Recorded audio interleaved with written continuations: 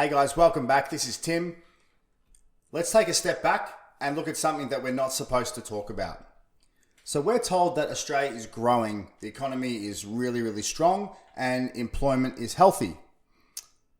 But if we look a little bit closer, where is the growth actually happening? The two fastest growing industries in the country are healthcare and education, which sounds nice, it sounds compassionate. Who could really be against healthcare? Who could be against education? But the reality is that both of the sectors are almost entirely funded by government money. The hospital system's government funded, aged care is government funded, the NDIS is government funded, and that's got a real blowout at the moment. And universities rely on international student visas. Again, that's government policy. So when these industry grows, it means government's growing, government's spending.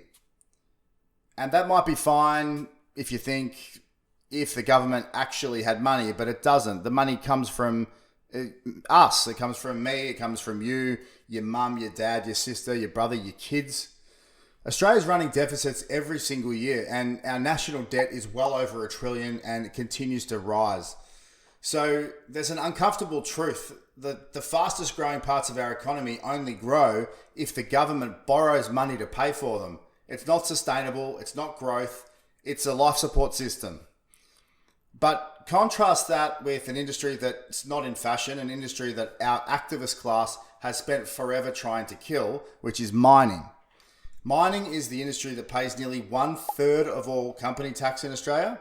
It funds Medicare, it funds aged care, it funds schools, hospitals, and for everything that the activist class demands. And for decades, these people have been screaming, shut it down, stop coal, stop gas, mining is killing the planet. Wah, wah, wah, wah, wah.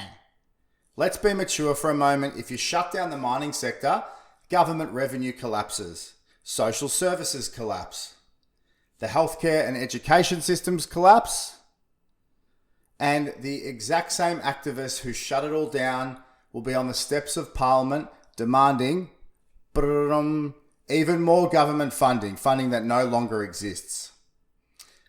But here's a bit of a twist that they don't want to acknowledge.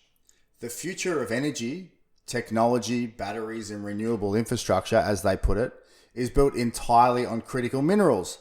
That's the thing that Australia has more of than anyone on earth. Lithium, nickel, coal, copper, rare earths. So if you actually care about cheaper energy, lower manufacturing costs, national security, and the environment, and funding social services, you should be in favour of mining.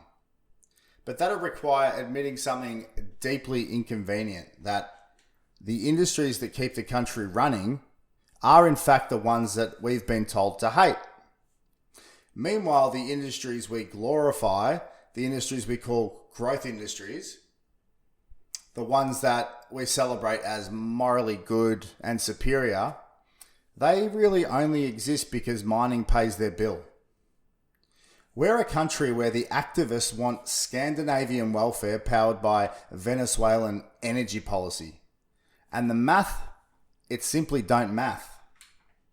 If we want better schools, better hospitals, a functioning NDIS, a bit of care for the elderly, and support for the vulnerable, then we need the support of industries that actually generate real revenue, not the industries that consume it.